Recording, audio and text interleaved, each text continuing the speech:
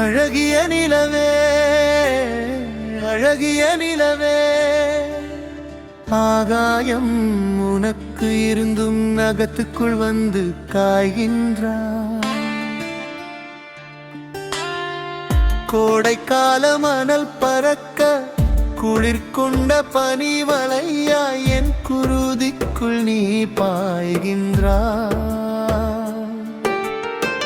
Melbourne மலர்களைப் போல் மென்மரிசம் செய்யாமல் என் கண்ணுக்குள்ளே பூக்கின்றாய். எந்த செல்போனை தொட்டாலும் நீதானே முன் வந்து தேவதையா எட்டி பார்க்கின்றாய்.